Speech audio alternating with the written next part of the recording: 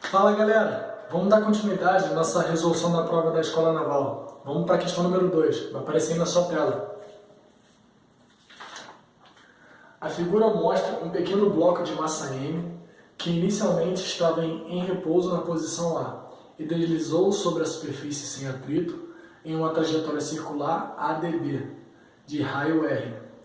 Sendo G a aceleração da gravidade, qual o módulo da força exercida pela superfície sobre o bloco ao passar pelo ponto C, em função do ângulo alfa indicado na figura. Então, pessoal, questão da Escola Naval, ele pede o seguinte, ele quer saber qual é a reação do chão sobre o bloco no ponto C. Bem, primeira coisa que nós temos que fazer é analisar quais forças que atuam no bloco nesse ponto aqui especificamente, o ponto C. Quais seriam essas forças? O contato do bloco com a superfície gera a famosa força normal. Logo, a força normal é uma força que é perpendicular à superfície. Ela vai apontar nessa direção, no sentido de fora para dentro da curva. Curva essa que o bloco está executando, ok? Qual é a outra força que nós temos? A força peso. Temos uma força peso que está sempre presente devido à gravidade. Força que está atraindo o bloco para baixo. Ok, só que qual a ideia aqui? Nesse exato momento, o bloco não está descendo. Ele está descrevendo o quê? Ele está vindo para frente. Vocês conseguem imaginar isso comigo? Nesse exato momento, o bloco está vindo para frente, descendo a rampa. Então, nesse instante, a força-peso ela não está, vamos dizer assim, de fato atuando na descida desse bloco. Não é essa força que de fato atua na descida desse bloco. É uma composição da força-peso nessa direção. Nós precisamos, no caso, decompor a força-peso nessa direção. Não só nessa direção, mas numa direção também que seja perpendicular a essa primeira direção que nós definimos. Então essa seria a nossa primeira direção, pois é essa, no caso, a força que está atuando no bloco. A segunda direção seria perpendicular a ela. Devido a essa característica de plano cartesiano, onde você tem, no caso, o eixo principal, que a gente pode chamar de X, e o eixo secundário, que é perpendicular ao principal, chamaria de Y. A gente acaba tendo duas decomposições. O pessoal que já estuda plano inclinado já tem até o nome decorado: PX e PY. Exatamente, PX e PY. Por que a gente tem que analisar essa força PY? Pois é ela que vai ter papel importante no estudo que virá agora a seguir. E que estudo é esse? A força centrípeta. A força centrípeta, na verdade, não é uma força específica, mas qualquer força, por exemplo, força elétrica, força gravitacional, força de atrito, força magnética, essas forças elas podem atuar como forças que mudam a direção de um movimento. Não alteram a velocidade do movimento, aumentar ou reduzir, mas mudam a direção. Quando muda a direção, nós dizemos que essa força atua como força centrípeta. Portanto, a força normal e a força PY, que é a decomposição desse peso, elas não estão aumentando ou diminuindo a velocidade do bloco, mas elas atuam perpendicular a esse movimento, nesse instante. Então elas vão ser forças centrípetas, entenderam? A normal, ela aponta para o centro da sua trajetória, que é uma trajetória aqui dessa semicircunferência. Então ela aponta para o centro. Já a força PY, ela aponta para fora. Portanto, elas duas atuam como forças centrípetas. Mas, como o objeto está descrevendo uma semicircunferência para dentro, a força normal, ela é a que prevalece, é ela que ganha da força PY. Então tem que é a resultante da força centrípeta seria normal menos PY. Você tem essa situação. Como ele quer saber a normal nesse ponto e tanto a normal quanto o PY atuam como força centrípeta, você continua a equação. Você teria o que no caso? Que N menos PY é igual a massa vezes a velocidade do bloco nesse ponto. Eu vou botar só V ao quadrado. Poderia botar VC aqui, mas vou deixar assim. Sobre o raio da curvatura, ou seja, a distância desse objeto até o centro da trajetória. O raio de curvatura é o próprio raio da semicircunferência, Rzinho. Então é isso aqui que nós temos. Como ele quer o N, que é a normal, vamos isolar o N. A normal então seria o quê? A massa vezes a velocidade. Naquele ponto, vou botar assim, V ao quadrado só. Sobre R mais PY. Portanto, vejam o que eu preciso fazer para achar a normal. Eu preciso achar a velocidade ao quadrado e esse peso de y. Por que eu preciso achar? Se você olhar no gabarito, você não vai ter V e não vai estar em função de PY. Está em função da massa, da gravidade e do ângulo alfa. A gente precisa introduzir esse ângulo alfa de alguma forma aqui. E como nós faremos isso? Da seguinte forma. Primeira coisa, como eu faço para achar a velocidade do bloco nesse ponto C? A melhor forma é nós usarmos o conceito de energia, conservação da energia nesse sistema, pois ele fala no enunciado que não existe atrito. E aí que está o segredo, a chave do sucesso. É por isso que é possível, aliás, é como se ele estivesse deixando uma deixa, ó, não tem atrito, você já pensa, caramba, eu acho que dá para usar a conservação da energia nesse exercício. E de fato, é para usar. Como você vai fazer isso? No ponto B, é o ponto de máxima altura desse objeto. Você concorda comigo que ele vai ficar fazendo isso aqui, ó? Esse movimento de pendular, movimento periódico? Aqui ele vai ter a máxima velocidade e aqui ele vai ter a mínima, porque aqui é a máxima altura que ele alcança. Quando ele atinge a máxima altura, ele tem a menor velocidade, no caso é zero. Portanto, aqui no ponto B, a velocidade dele é zero. Já aqui no ponto C, ele vai ter velocidade e ainda terá altura, porque aqui seria a altura mínima. Entretanto, nós iremos fazer o seguinte artifício. Eu irei dizer que esse ponto C aqui é o meu zero. Ou seja, é como se aqui fosse zero. Aqui é meu patamar, o meu referencial. Zero de altura. Ué, Matheus, você pode fazer isso? Posso, sem problema algum. Portanto, tudo que estiver abaixo de zero vai ter uma altura negativa. Mas isso não me interessa. Por quê? O que me interessa é de B até C. O que vem abaixo não me atinge. A verdade é que vem de baixo não tem problema. O que vem abaixo não tem problema algum. A ideia então é o seguinte. De B para C é o que me interessa. Portanto, o que nós vamos fazer? Perceba que isso é uma semicircunferência, como eu já citei. Toda semicircunferência tem esse ângulo central 180.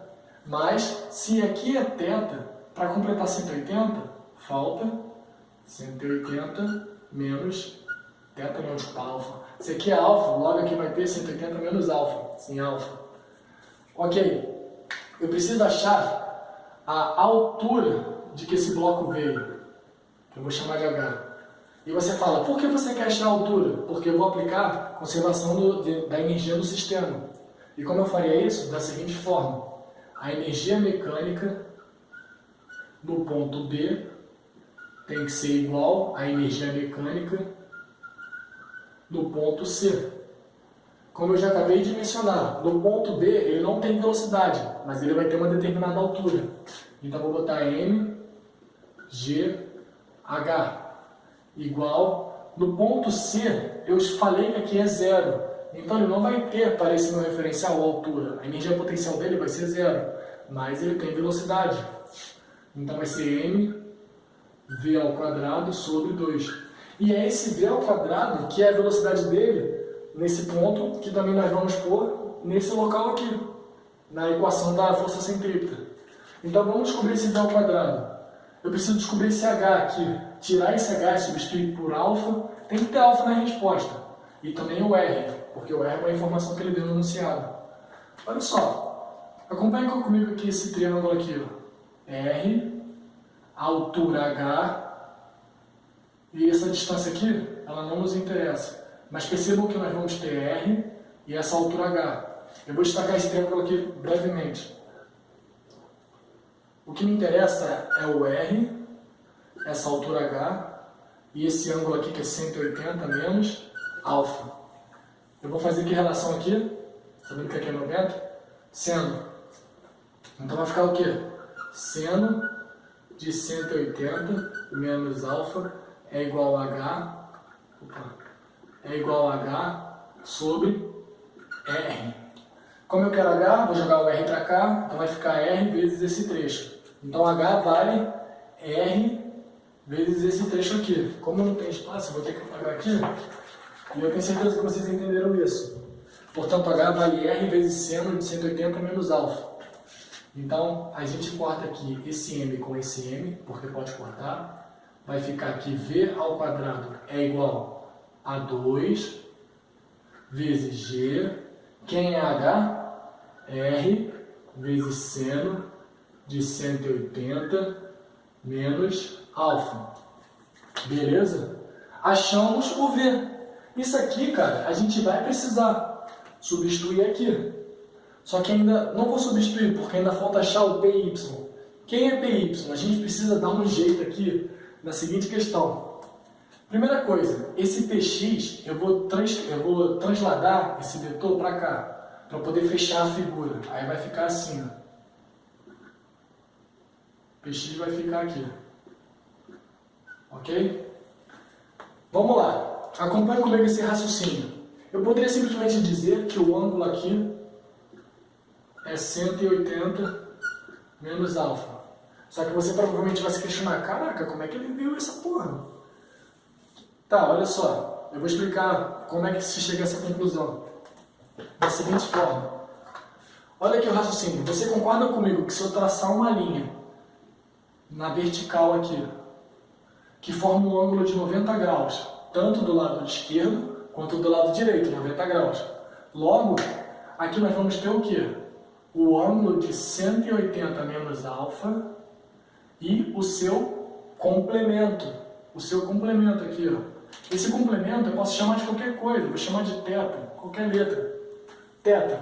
Então você sabe que θ mais 180 menos alfa é igual a 90, ok? Você concorda comigo também que essa linha que eu fiz aqui e esse vetor P, que vou chamar de linha nesse caso, essas duas linhas, a verde e a laranja, elas estão na mesma direção, o sentido não importa, elas estão na direção vertical. E essa linha preta aqui, que é o raio, que ela é continuada com essa linha azul, estão todas elas também nessa direção diagonal. Resumindo, se aqui é θ, você pode afirmar que aqui também é θ. Esses ângulos são os mesmos. Tudo bem? Duas retas paralelas, cortadas pela mesma reta transversal aqui, passa nas duas. Ok? Se aqui é θ, se aqui é 90, todo o triângulo tem a soma dos seus ângulos internos igual a 180. Se aqui é 90, esses dois ângulos aqui precisam ser a soma deles 90, ok? E aqui é θ, logo aqui tem que ser 180 menos alfa. Por quê? θ mais 180 menos alfa dá 90. 90 é esse que a gente definiu aqui em cima. Entenderam? Portanto, o que você vai fazer aqui? Esse ângulo aqui, como eu já falei, é 180 menos alfa. Eu quero descobrir o lado oposto, que é esse lado aqui. E eu tenho o peso, que é o peso que ele me ofereceu, o mg. Então a gente vai usar correlação. Vou até destacar o triângulo aqui. Aqui, esse aqui é o ângulo, né? 180 menos alfa. Aqui, no caso, é o PY e aqui é o P. Eu vou fazer seno. Então vai ficar seno de 180 menos alfa. PY, que é o lado oposto. Hipotenusa seria P. Passa para cá, o que nós vamos ter? Que PY é igual a P. E nesse caso, o P que veio para cá, eu vou escrever como mg, massa vezes gravidade. Massa vezes gravidade vezes seno de 180 menos alfa. Você já pegaram essa parte já? Seno de 180 menos alfa. Então, conclusão. PY vale quanto?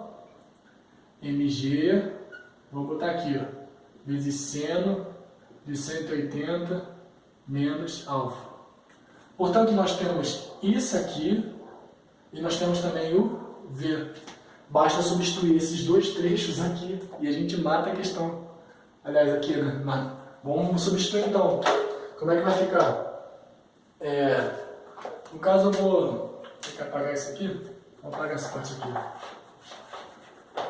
Vamos lá, vou escrever aqui em cima. M é igual... Nós tínhamos o M... Vou botar aqui. Vamos escrever M é igual M sobre R. E aqui vinha o V ao quadrado. Quem é V ao quadrado? 2G R seno de 180 menos θ. Tá, aqui no caso vinha um mais, eu vou continuar aqui, mais PY. Quem é PY? MG seno de 180 menos alfa. Eu estou toda hora falando do θ, ok? Mas eu sei que é alfa. Falei θ aqui de novo. Enfim, não vai mudar nada. Bem, nós temos essa soma aqui. Eu vou liberar esse espaço aqui. O que nós vamos ter aqui então? Perceba que esse R, dividir com esse, some.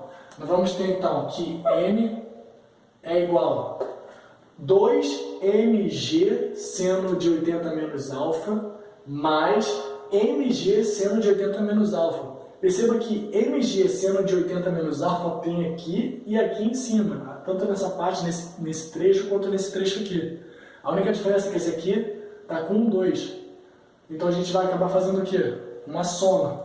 Vai ficar 3mg seno de 180 menos alfa. Acredito que a gente já tenha achado a resposta já. Na verdade não, porque não está sendo de 180 menos alfa.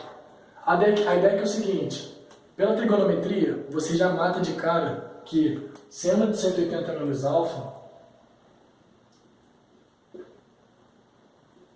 é igual a seno de alfa.